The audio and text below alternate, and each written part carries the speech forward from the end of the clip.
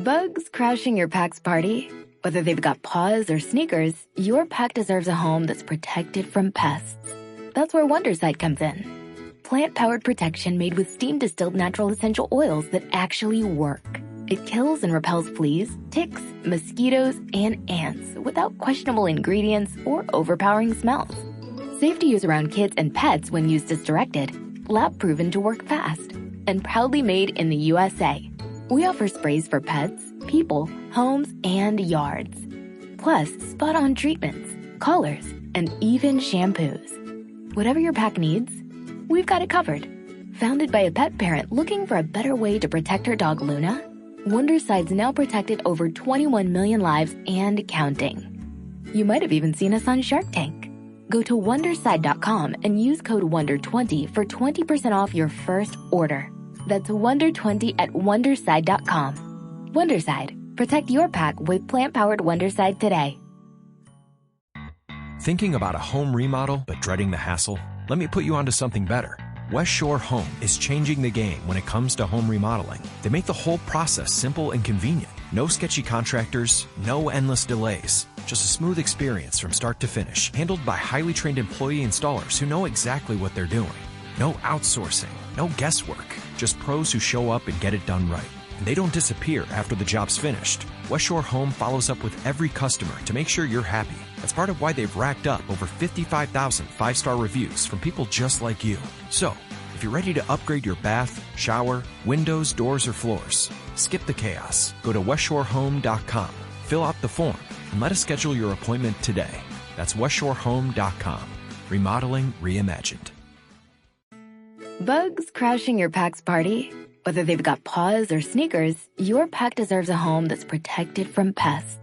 That's where Wondercide comes in. Plant-powered protection made with steam-distilled natural essential oils that actually work. It kills and repels fleas, ticks, mosquitoes, and ants without questionable ingredients or overpowering smells.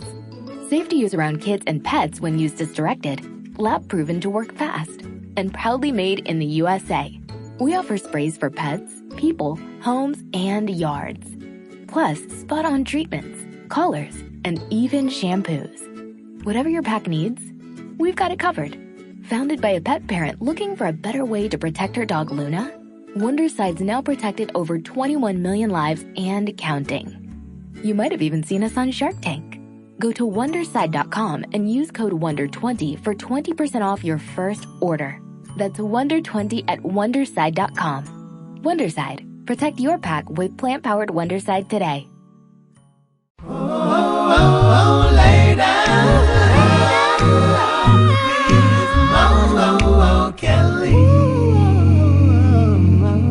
KFI AM 640. It's later with Mo Kelly. We are live everywhere on the iHeartRadio app.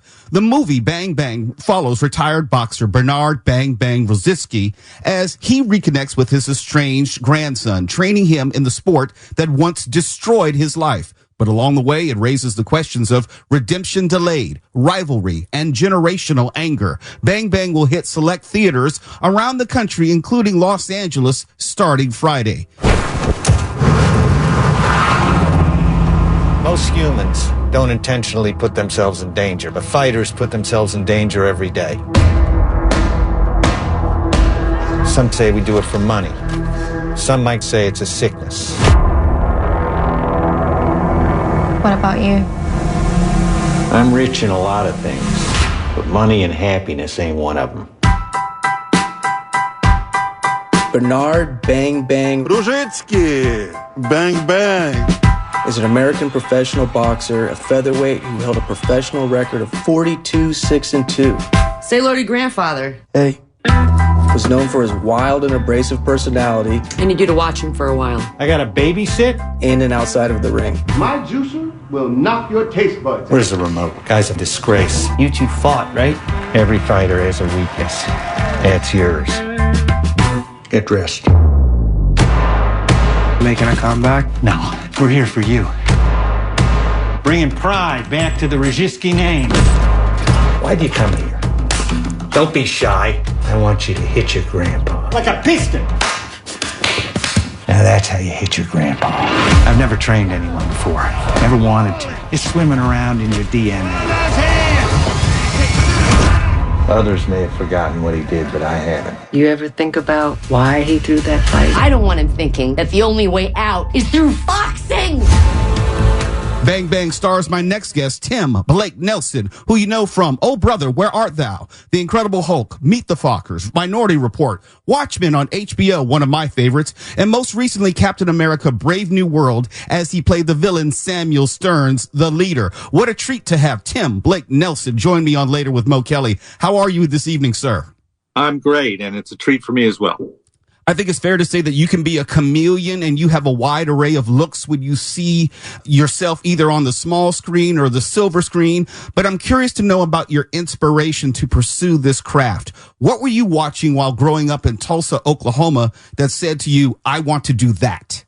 It was a pretty disparate collection of stuff, mostly that was available on television growing up in Oklahoma in the 70s. So Marx Brothers, W.C. Fields, Sergio Leone movies, detective shows like Mannix and Beretta, comedies like The Mary Tyler Moore Show, and then whenever I could go to the movies, Peter Sellers movies, all the Pink Panther movies, Charles Bronson movies like The Valachi Papers and Death Wish, Walking Tall, and then those late 70s disaster movies like Earthquake and Poseidon Airport Adventure, Airport, Towering Inferno. So, and then also reading novels and just loving stories and storytellers. What's probably less discussed is that you have 2 Grammy nominations and even 1 Grammy win for Album of the Year, Oh Brother, Where Art Thou? But here's my question. Was a Grammy Award ever on your dream board? No. I never imagined winning a Grammy. And since I have one son who's a professional musician and 2 others who are really good musicians, though not professional, at least yet, I'm sensitive to how little I deserve my Grammy, but I do have one. All that aside, in Bang Bang, which hits select theaters in L.A., New York, and Detroit this weekend, it's gritty, meaning it's not pretty. It's violent and unflinching. What drew you to this project? I'm mostly interested in roles that are going to continue to challenge me as an actor, and this was certainly one of those. I'd never played a boxer before or any sort of fighter, except on this weird TV show I did with Brett Ratner called Chaos for half a season on CBS. I did some fighting in that, but I'd never played a boxer. And I wanted to go through that training, which I did for 6 months. I was interested in playing a guy whose default position is one of aggression and paranoia and taking offense, because it's very different from who and what I am. Gave me the opportunity to play a grandfather, and I'm not a grandfather yet. Hope to be one day. And there was just great, interesting stuff emotionally in the character in terms of the range. Beautiful piece of writing by Will Janowitz, and I really trusted the director, Vincent Grashaw, so I was eager to do it. I think I was about the 4th person they asked to play the role, and I know that the reason others had turned it down was because of how difficult the role was and how much prep it was going to take. And there were other actors who would have been great in the role, but they didn't have the bandwidth, and they just were worried that they weren't going to be able to put in the time necessary to pull this off. So I feel very lucky that they came to me. You talked about the physicality of the role, which is required in playing a boxer, and I understand that. But you also commented on the mentality, going to a very dark place, dealing with possibly demons that you don't know of, you can only speculate on. How did you prepare emotionally to do this role? Really, the fighting training was what got me there, because I was spending 5-6 days a week at the gym for several hours, a training session, and talking with a lot of guys, and also getting in the ring and sparring. And it just altered me in some really good ways for playing the role, just to think about psychological and physical strategies to winning a fight. Let me get out of the way. Let's talk more about Bang Bang and how he's trying to go on this redemption arc with his grandson. Where do we pick up in the story? We pick up in the story with a guy who's battling his past. He's battling alcoholism. He's lost his way. He's feeling no purpose, and he's fueled by rage. And who knows what he's going to do and where he's going to end up, but he's contemplating murdering a guy. And at this moment, his daughter shows up with his grandson and says, "Can you take care of him for a few weeks?" And that's what really sets the story in motion, because he decides that he's going to train his grandson as a way not only of finding purpose, but also maybe exploiting his grandson in settling some scores from his past. Where are you headed tonight?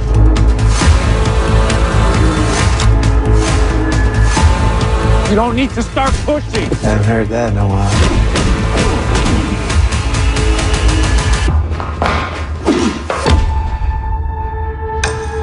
So, how'd you get the name Bang Bang? Punching people. If you're just tuning in, my guest right now is Tim Blake Nelson, Grammy Award winning Tim Blake Nelson. As a matter of fact, we're talking about his new movie, Bang Bang, which hits select theaters, including Los Angeles, this Friday. More with actor Tim Blake Nelson in just a moment. You're listening to Later with Mo Kelly on demand from KFI AM 640.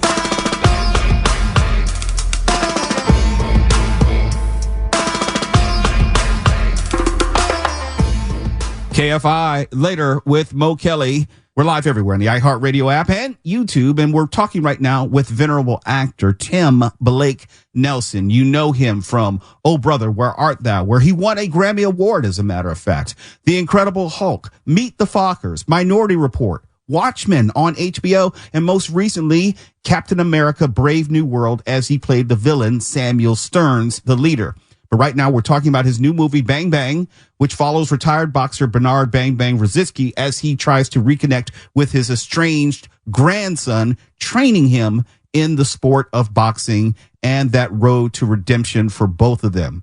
And let's pick up there. Let me go up to 30,000 feet. And I know this may not be your area of responsibility, but I think you have some knowledge about the subject. Bang Bang is going to be released in select theaters this Friday, including Los Angeles, Detroit, and New York, if I'm not mistaken. How has the business big picture changed as far as releasing movies in theaters for audiences to consume as opposed to streaming? Well, actually all movies, including big studio movies, the biggest studio movies, like a Marvel movie, which I was in, like Captain America, which was in theaters early this year. And the fact is that most views of movies, even studio movies, now occur via streaming. That said, I don't think there's any substitute for seeing a movie in a movie theater. There's no comparison, and I don't care how good your system at home is and how comfortable your sofa is. It's never going to be what it is to see a film 14 feet tall with great speakers and surround sound in the dark with a collection of strangers from your community. There's nothing that can compare to it. It is the apogee of artistic expression right now, still. Mm-hmm. And that has to happen in a movie theater. It's no comparison when it occurs at home. I think it's really important for indie films to get their time in movie theaters. And I really hope that we're going to kind of claw our way back into that space, by which I mean people who make independent films, smaller movies. Because I think it's really important to see movies that aspire to something more artistic than just how much money can we make as the driving factor. Not that I think studio movies are trying to be artistic too, but they need to make money because they cost a lot of money. And there's just less pressure on indie films. And so then we end up, in a sense, caving to the opportunity to get eyeballs on our movies at all. And often that involves day and date or no theatrical release at all. So any movie that can get into a movie theater, I'm grateful for. And I think that we all, including audiences, need to keep fighting for these sorts of movies to play in movie theaters. And that means going out and seeing them in movie theaters. When you complete a project, an independent project, to highlight your point, like Bang Bang, when you are playing a role like Bernard Rosicky and you throw yourself into that role for, as you acknowledge, 5 to 6 months as far as just training for the role, do you find it difficult to walk away from it or put it down and move on to the next project because you have so immersed yourself in this person, in this project? Sometimes, and in this case, it was like that. I actually pride myself on being a dad and a husband first, even though I work my tail off and I'm traveling all over the place doing movies and have devoted my career life to that.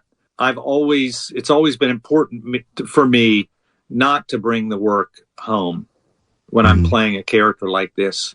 I'm not sure why, but this one was a little more difficult than the others. And it's the first time my wife said, what's up with you? You're a little quick to anger, and which is very unlike me. And then suddenly I realized, oh, wow, it bled over a little bit. And I corrected myself, let's just say. But this one was tough in that regard. You have such a diverse body of work. I'm as much interested in you, the person, the actor, as well as the roles that you play. For me personally, this is one of my personal favorites. Your role as Looking Glass in HBO's Watchmen will always be one of my favorites. Did that role, talking about the impact of roles, did that role impact you differently since it was set in your birthplace of Tulsa and sometimes the loaded history connected to Tulsa? It certainly made it a part I really, really wanted to play. So there was the working with Damon Lindelof and Tom Spezialy on the show was obviously very exciting for me. And knowing the Watchmen graphic novel was very exciting to me. But yes, coming from Tulsa and the way that Watchmen dealt with Tulsa's scarred racial past, specifically the race massacre in the early 1920s, made it something once it was offered to me, I was definitely going to do it. You think it's cavalry? That would be the obvious conclusion. Did he suffer? Yep. His car's up the road a hair. Tires blown out with the spike strip. Intermuscular hemorrhage, fractured laryngeal skeleton, and ligature marks are all consistent with violent asphyxiation. Both his palms got rope burns. He's got fibers in his fingernails. He was alive the whole time.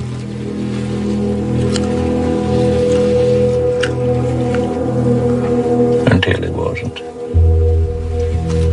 Mr. Nelson, I'm sorry, but we need to pause for just a moment. I would love to have one more segment with you if you got time and talk more about Bang Bang, and then maybe a fan servicing question to close out our conversation if you could. It's Later with Mo Kelly. My guest is Tim Blake Nelson. We're talking about his new movie Bang Bang, which hits theaters this Friday in LA and other select cities around the country.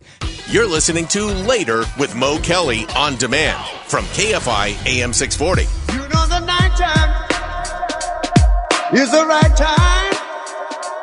You know the nighttime is the right time.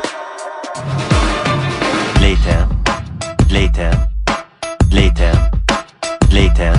KFI, it's Later with Mo Kelly. We're live everywhere in the iHeartRadio app, and I hope you've been enjoying this conversation with the Tim Blake Nelson. Yes, you know him from Captain America, Brave New World. Yes, you know him from Watchmen on HBO, Meet the Fockers, Oh Brother, Where Art Thou, The Incredible Hulk, so much more. But right now we're talking about Bang Bang, his latest movie, which is going to be in theaters this Friday. In theaters, that's very important. Talking about boxing and the redemption of a grandfather with his grandson. And Mr. Nelson, let me come back to you. I can appreciate how you would choose a role like Looking Glass in Watchmen. I can appreciate how you would choose a role like Bernard Rosicky in Bang Bang. But what fulfills you as an actor? Yes, there are roles you probably take because it may offer you more money and it's still a business. It's still a job and you still have to be successful in that regard. But what motivates you for roles moving forward? I guess it's being asked to do something I've never done before in material that is director-centered. So I first and foremost want to be challenged, but almost right alongside that, I want to be involved with artists who are working in the film medium, who make movies that are specific and unique to them with a really bold, uncompromising vision, and producers who are going to support the director in pursuit of that. A movie that I just was in, that just premiered at the Venice Film Festival, is Mona Fastvold's The Testament of Ann Lee. And my role in that is marginal. I think I have about 6 scenes, something like that. And it's really very much, from an acting point of view, Amanda Seyfried's movie. But I just wanted to be a part of Mona Fastvold's and Brady Corbet's world as filmmakers. Mm-hmm. This is the team that made The Brutalist, and this is their next movie. And I just wanted to be around them and be a part, just be a paint, color on their canvas. And that really, really motivates me.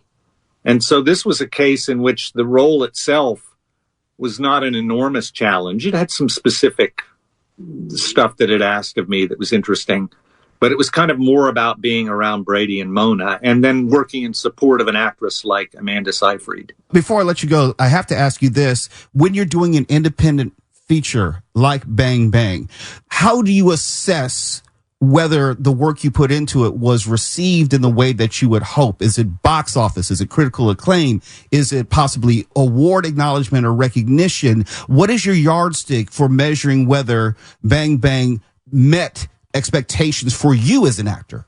Yeah, well, it's definitely not awards, because as much as, everyone likes awards and they're great. And so I have nothing against them, but they're not a great barometer, because the whole movie has to break through for you to get awards attention. And so we're starting out in 3 cities. Who knows how many cities we'll end up in? That's going to be a measure of how well it does in what's called a platform release. But if the movie doesn't break through, then awards consideration is not so much of a possibility. And that's not, I've seen movies. I mean, just one example, Sarah Silverman gave a performance years ago in a movie called I Smile Back, which is just incredible. And absolutely, she should have been in awards contention that year, but few people saw the movie because it didn't break through. And it's actually a really, really good movie. But I'd hold that performance up to any performance I've seen in the last 10 years.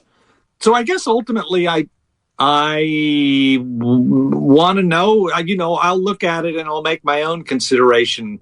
Ultimately, it's an internal conversation more than it is related to any externalities. Of course, I want the director to be happy, but I've been in projects where the director said I was fantastic, and then I looked at it and thought I really didn't measure up.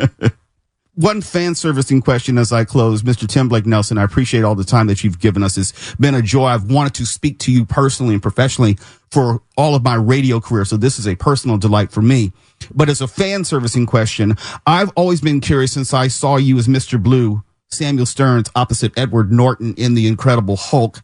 Did you have any reason to believe back then that Marvel was eventually going to circle back around to Samuel Stearns and his story? Did they keep you in that loop? Oh, my God. There was the expectation. My contract stipulated that I was going to be in the next Hulk movie and possibly the one after that. It was a 3-movie contract. It didn't obligate them, but it obligated me and locked in that they were in first position. And so just to go do any other project, I always had to get permission from Marvel in case the Hulk movie was going to happen. And then it never happened for various reasons. And about 5 years into that attenuated silence, I figured, all right, that's over with. I'm never going to get to play the character. And then 10 years after that, I was astonished to get the phone call that they wanted to bring me back as the leader, and I was delighted. Captain America. Would you do me the kindness of counseling a bitter man at the end of his rope? That's what you do, isn't it? Guess we have 5 minutes until the MPs drag your ass out of here. You ruined my grand finale on the Indian Ocean. So now I'm forced to turn myself in to get what I want. Well, if you're waiting for an apology, we'll be here a while. I'm waiting for you to realize that we both want the same thing. For the world to see Ross as he truly is. It's only right that I do the same thing to him. Why aren't you smiling?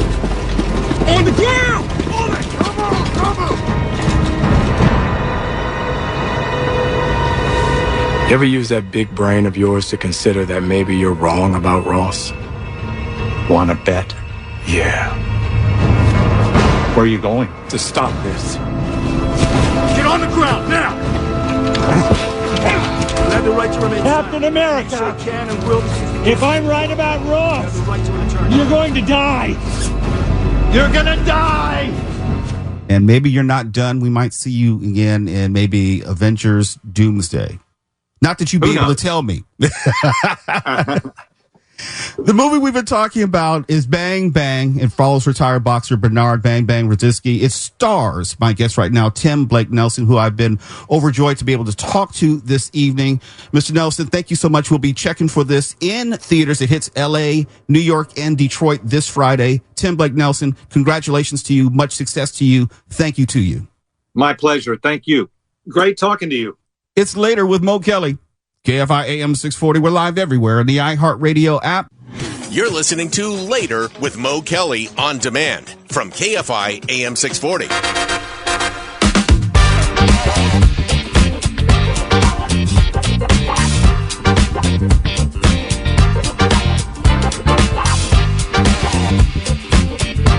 KFI, Mr. Mo Kelly. We're live everywhere on the iHeartRadio app and YouTube. I hope you enjoyed that conversation with Tim Blake Nelson. I was sincere. It's like he was someone that I always wanted to talk to, always liked his work. And when the opportunity availed itself to have a conversation with him, we jumped at the opportunity. And that was in large part due to Tuwala Sharp. It was a long-time relationship we had been cultivating. So thanks to Tuwala Sharp for making that happen. And we will have Derek Huff on the show tomorrow night, talking about not only Dancing with the Stars, 6-time Dancing with the Stars winner, but also his turn now as a host of Extra, E! Entertainment. So looking forward to that conversation. Well, we have a lot of great stuff being lined up. I was talking to Tuwala. We were also doing some early groundwork for the Halloween soiree, the second annual. Getting ready to lock that in. Trying to see how many people we're going to invite. Mark might be invited. No guarantee. Tickets are going to be very, very much in high demand. So there may not be room for Mark Runner. Are the tickets free? Free to people who we want to come. I see. We may charge people like Tony Sorrentino, because he only helps us out every now and then. I don't know if he's earned a free ticket. Well, you need like a velvet rope with Tuwala there, and if people have the right costume, then they can get in for free. I can see Tuwala with like a counter standing there. It's like, okay, so who are you supposed to be? No, not good enough. Go away. Mm-hmm. Next. And then maybe letting in every third person, and just whoever he thinks is worthy of entering the party. Yeah, he's a tough crowd, a one-man tough crowd. Yeah, he's pretty much unfair. He doesn't like people. He's antisocial, and he gets off on, telling people no, hanging up on people for a Name That Movie cult classic. He's our example of an authoritarian. Yeah, don't let the kitty videos throw you. He's rough. No. He's an all around contemptible person. Just got to put that out there. But it's not my problem, because you have to get past him to get into the second annual Mo Kelly holiday soiree. Did you mean contemptible Halloween or contemptuous? Well, either or. I guess I could work it either way. Okay, both. Yeah, I mean, it depends on how you want to talk about them. I mean, there's stories I could tell to fulfill either. Message received. I got you. So that is Derek Huff is coming up tomorrow. We're working on the Halloween soiree. We have some other guests that we're working on. Some really cool things are happening right about now. When's Eddie Murphy? Couldn't tell you. Oh, I see. I'm just checking back. Couldn't tell you. No. He has something else which is supposed to be coming out, I believe, in October or November. So we may start all over again. I see. I'm a glutton for punishment. I'm a masochist. I'm here for you. No means try again later. That's what I always thought. Hence all the HR visits. Right. It means no, as in not right now, but ask me again a little bit later for the 55th time. Mm-hmm. Yeah, but I meant to ask you, Mark, I believe William Shatner is supposed to be doing something. Oh, get him. Yeah. Yeah. So I'll reach out specifically on your behalf. That'd be your early birthday present to me, to line up a Shat interview. Your birthday's only 11 months away. It's okay. Don't worry about that. What was it? Emerson that said a foolish consistency is the hobgoblin of little minds. He was specifically talking about birth dates. Got it. Outside of William Shatner, is there any still living person that you would really want to get an interview with? I mean, really want. I'm still bitter about Adam West going before I could talk to him. So I'm going to have to give this some thought and get back to you. Along with Adam West, I do have a tangentially related story. When Adam West passed, we did have the chance to talk to Julie Newmar that night. She's a goddess. And she's still with us, and she was just as nice as could be, giving her own personal anecdotes of Adam West. So that's the closest thing I've got. I know you've spoken to Burt Ward and just about everyone else. Oh, yeah. Burt Ward was really cool. I talked to him when I filled in for you one night on, I think, a Friday, and he could not have been nicer. It was really a nice little thing to check off the bucket list. Did you ever cross paths with Sid Caesar? Or Cesar Romero, excuse me. Both of them were a little before my time. No, but I'm just saying in the sense of just anything.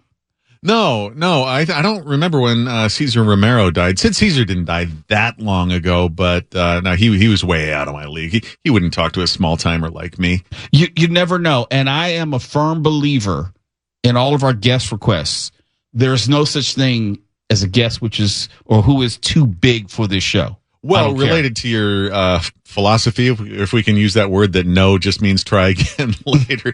The worst that can happen, well, okay, not the absolute worst, but they can always just say no or slap you in the face. So yeah, you can ask. Yeah, look, I don't think of myself as a salesperson, but sales is part of this job, where I try not to take it personally, because you'll hear 1,000 no's as far as guest requests, but every once in a while you'll get that yes, and it re-energizes you and reinvigorates you for the next 1,000 no's that you'll get. Also, there's a lot of people who are getting up there in years, and you want to talk to them while you still can and give them the appreciation that they deserve while they're still around, instead of waiting until after they're gone. Cesar Romero, the Joker, died in 1994. So I don't even think I was in journalism yet at the time, or I was just getting started. But to your point, I'm pleased that I had one of the last interviews with Nichelle Nichols before she passed, or at least before she stopped giving interviews and then she passed. Bless her. Yeah, I've heard her in interviews, and she was incredible. So to your point, yes, there does come a time where you have to get the conversation with that person while there's still an opportunity. And I know Walter Koenig from Star Trek. I know somebody who is a friend of his. They're all still with us, my friend and Koenig. But we should talk to him while he's still with us. He's I think he has not gotten his due. No George Takei? Same, but Takei, I think, has become kind of a pop culture icon since he started becoming a regular on Stern, and then he showed up in Heroes and has been in all sorts of things. I don't think Walter Koenig has really gotten that degree of love that he deserves. Fair point. KFI AM 640, we're live everywhere on the iHeartRadio app. KFI and KOST HD2, Los Angeles, Orange County. More stimulating talk.